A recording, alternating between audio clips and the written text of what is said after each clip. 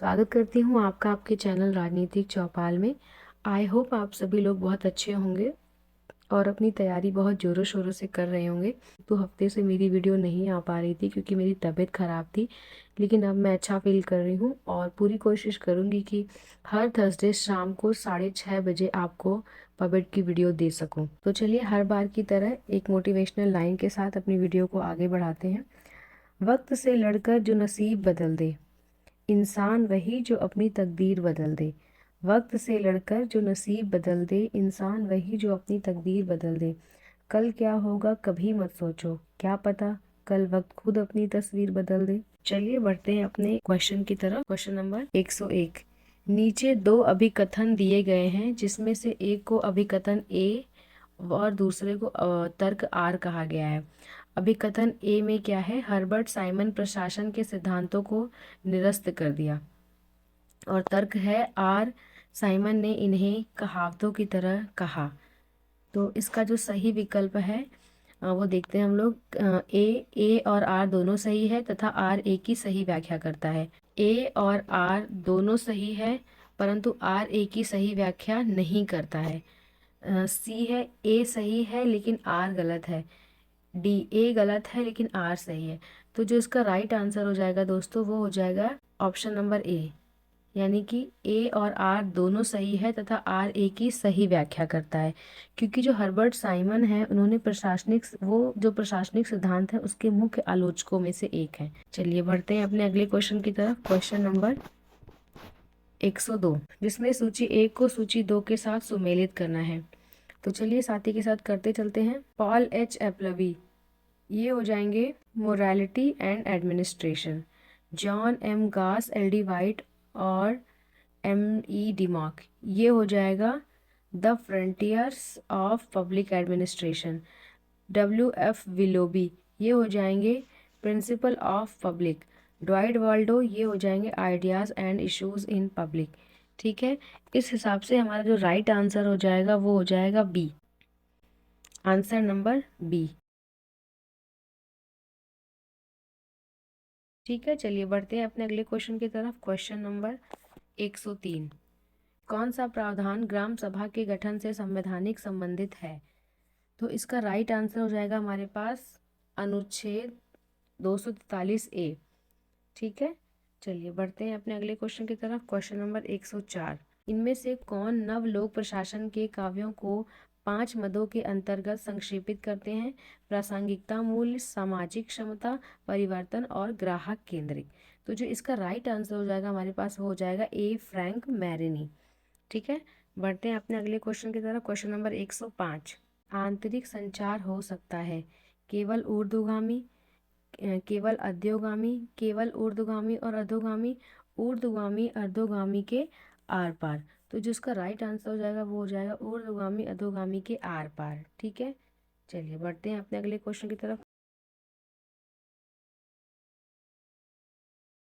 नीचे 2 कथन दिए गए हैं जिनमें से एक अभिकथन और दूसरा तर्क है। अभिकथन ए में पर्यवेक्षण के व्यक्तियों की कोई आदर्श संख्या नहीं है।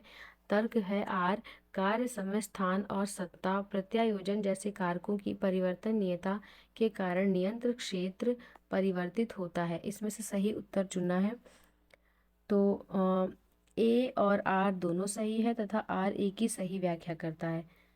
ठीक है, उसके बाद बी है ए और आर दोनों सही है परंतु आर ए की सही व्याख्या नहीं है। सी है ए सही है परंतु आर गलत है। डी है ए गलत है परंतु आर सही है। लेकिन इसका जो राइट आंसर हो जाएगा हमारे पास वो हो जाएगा ए और आर दोनों सही है और आर ए की सही व्याख्या करता है। ठीक है, चलिए बढ़ते हैं अपने अगले क्वेश्चन की तरफ। क्वेश्चन नंबर 107, निम्न में से किसने लोक प्रशासन एवं निजी प्रशासन के मध्य अंतर किया है? Paul Appleby, L D White, Herbert Simon और सर जोसिया स्टैम्प। तो इसमें पॉल एप्लबी भी हैं, इसमें एल डी वाइट नहीं है, हर्बर्ट साइमन है और सर जोसिया स्टैम्प है।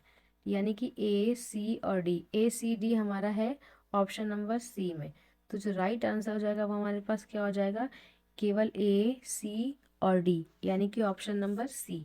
चलिए बढ़ते हैं अपने अगले क्वेश्चन की तरफ। क्वेश्चन नंबर 108, निम्न में से कौन सा स्वैच्छिक संगठनों और गैर सरकारी संगठनों के मध्य अंतर का आधार नहीं है?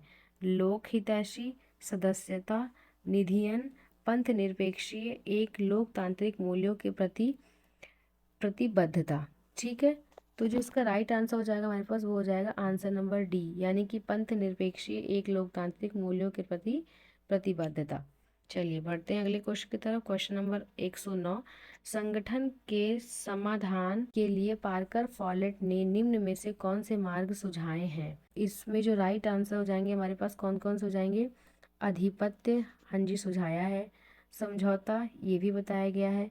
समर्पण, ये नहीं बताया गया है। एकीकरण, ये भी बताया गया है। यानी कि ए बी और डी, ए बी और डी हो जाता है हमारे पास ऑप्शन नंबर बी में। तो हमारे पास जो राइट आंसर हो जाएगा वो क्या हो जाएगा? Option number B. चलिए बढ़ते हैं अपने अगले क्वेश्चन की तरफ। क्वेश्चन नंबर 111, नीति आयोग क्या है? नीति आयोग क्या है दोस्तों?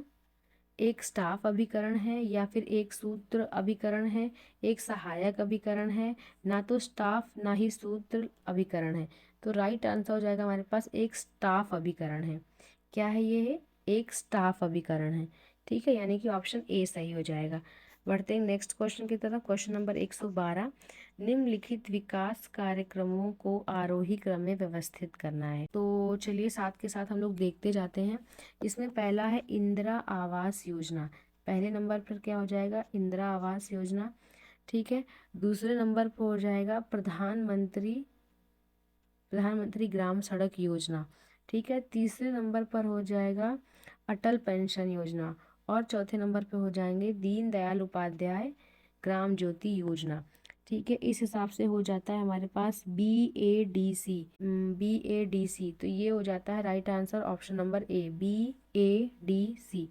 ठीक है, चलिए बढ़ते हैं नेक्स्ट क्वेश्चन की तरफ। क्वेश्चन नंबर 113, निम्न में से कौन वैज्ञानिक प्रबंध की मुख्य विशेषताएं है? पहला ऑप्शन है एक एकल प्रशासनिक विज्ञान जिसके सिद्धांत न केवल बल्कि सरकार और धार्मिक और अन्य संगठनों पर भी लागू होते हैं। तो ये जो है ये वैज्ञानिक प्रबंधन की मुख्य विशेषता नहीं है।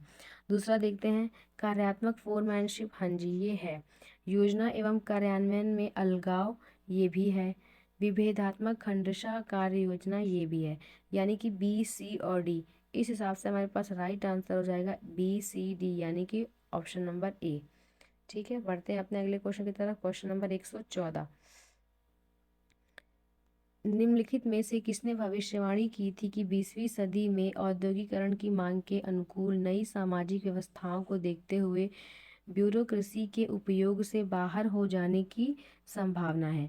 ठीक है, तो इसका राइट आंसर हो जाएगा हमारे पास वॉरेन बेनिस।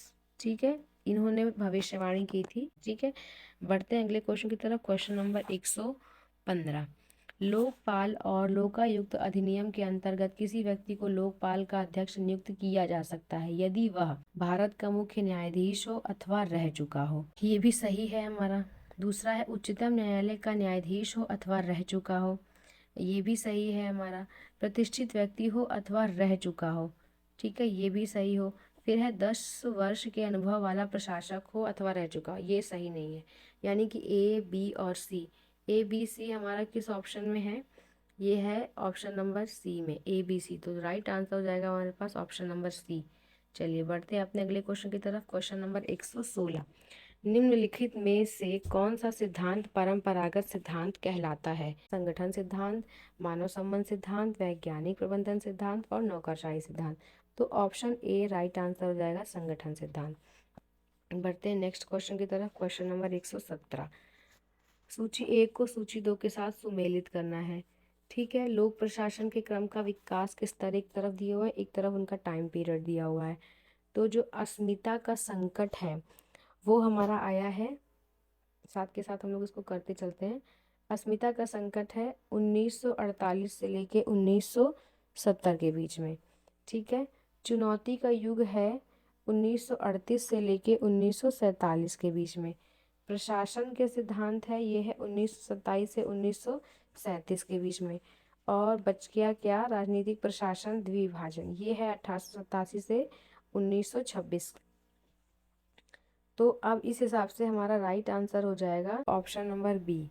बढ़ते हैं नेक्स्ट क्वेश्चन की तरफ। क्वेश्चन नंबर 118, निम्नलिखित में से कौन सा योजना अवकाश प्लान हॉलीडेज से असंगत है? इसके ऑप्शंस है, ये लघु अवधि आकस्मिक योजनाएं थी। इन योजनाओं की अवधि 1966 से 69 थी। सी, युद्ध, मुद्रास्फीति एवं सूखा इन योजनाओं के मुख्य कारण थे। डी, योजना अवकाश पहले 3 पंचवर्षीय योजनाओं की विफलताओं के कारण आरंभ हुआ। इसका राइट आंसर हो जाएगा हमारे पास ऑप्शन नंबर डी, यानी कि योजना अवकाश पहले 3 पंचवर्षीय योजनाओं की विफलता के कारण आरंभ हुए। चलिए बढ़ते हैं अपने अगले क्वेश्चन की तरफ। क्वेश्चन नंबर 119, सूचना के अधिकार द्वारा राजनीतिक प्रशासनिक व्यवस्था में निम्न में से किन विशिष्टताओं का प्रारंभ किया गया? तो इसमें ऑप्शन देखते हैं, ए सावधानी, बी देखरेख, और सी सतर्कता, और डी लाल फीताशाही। तो इसके जो राइट आंसर हो जाएंगे हमारे पास, ए सावधानी, बी देखरेख, सी सतर्कता और डी लाल फीताशाही ये नहीं हो, यानी कि ए बी और सी, ए बी सी हमारा दिया हुआ है ऑप्शन नंबर बी में, यानी कि यहाँ पर ऑप्शन नंबर बी हमारा सही हो जाता है। चलिए बढ़ते नेक्स्ट क्वेश्चन की तरफ। क्वेश्चन नंबर 120, निम्न में किस आयोग समिति ने प्रत्येक जिले में नगरीय एवं ग्रामीण प्रतिनिधित्व के लिए जिला परिषद के सृजन की अनुशंसा की? तो इसका हम लोग ऑप्शन पढ़ते हैं, ए बलवंत राय मेहता समिति, BLM सिंघवी समिति, सी अशोक मेहता समिति, डी द्वितीय प्रशासनिक सुधार। तो इसका राइट आंसर हो जाएगा दोस्तों डी द्वितीय प्रशासनिक सुधार। ठीक है, बढ़ते हैं अगले क्वेश्चन की तरफ। Question number 121, the intellectual crisis in American public administration पुस्तक किससे संबंधित है? ए लोक चयन उपागम, बी नवलोक प्रशासन, सी पारिस्थितिकी उपागम, और डी निर्णय निर्माण उपागम। इसका राइट आंसर हो जाएगा हमारे पास ए लोक चयन उपागम। बढ़ते नेक्स्ट क्वेश्चन की तरफ। क्वेश्चन नंबर 122, निम्न समितियों को कालानुक्रम में व्यवस्थित कीजिए। इसको देखते जाते हैं साथ के साथ। सतीश चंद्र समिति, होता समिति, कोठारी समिति और योगेंद्र के अलग समिति। तो उसमें पहले नंबर में हो जाएगा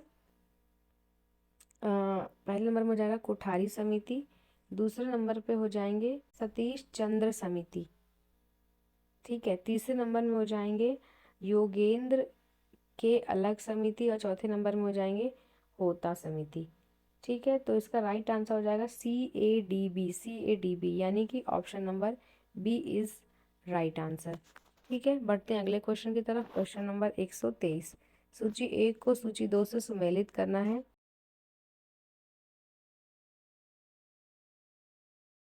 तो चलिए साथ के साथ इसको करते चलते हैं। चुनावी व्यवस्था, ये हमारा मिल जाएगा ऑप्शन नंबर 3 से 324 से 329 के बीच में। फिर है संघ और राज्यों की सेवाएं, ये हो जाएगा 308 से 323। फिर हो जाएगा पंचायतें, पंचायतें हैं हमारा 343 से 343D। फिर हो जाएगा दोस्तों संघ स्तर पर न्यायिक व्यवस्थाएं, ये हो जाएगा 124 से 147। दोस्तों हमारा राइट आंसर हो जाएगा ऑप्शन नंबर ए। चलिए बढ़ते हैं अपने अगले क्वेश्चन की तरफ। क्वेश्चन नंबर 124, पंचायती राज एक व्यवस्था है। पंचायती राज एक व्यवस्था है, ऑप्शन है स्थानीय स्तर पर स्वशासन की, तो ये हमारा सही हो जाता है। फिर है अभिन्न संबंधों के साथ त्रिस्तरीय शासन की, ये भी सही हो जाएगा। फिर है लोकतांत्रिक विकेंद्रीकरण की, ये भी सही हो जाएगा। चौथा है पद सोपानिक संरचना, नहीं, पंचायती राज पद सोपानिक व्यवस्था नहीं है। तो हमारा राइट आंसर हो जाएगा 1, 2 और 3, यानी कि option number C is right answer.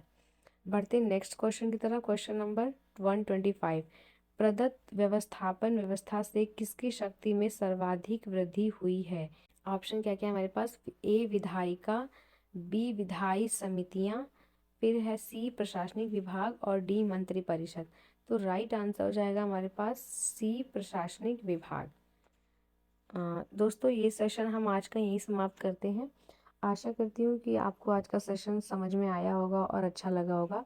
अगर वीडियो आपको पसंद आए तो इसे लाइक कीजिए, चैनल को सब्सक्राइब कीजिए और अपने दोस्तों को शेयर कीजिए, ताकि ज़्यादा से ज़्यादा लोग इसका फ़ायदा उठा सकें और अपनी परीक्षाओं में इसका लाभ प्राप्त कर सकें। चलिए दोस्तों, तब तक के लिए आप अपना ख्याल रखिए और अपनी तैयारी करते रहिए।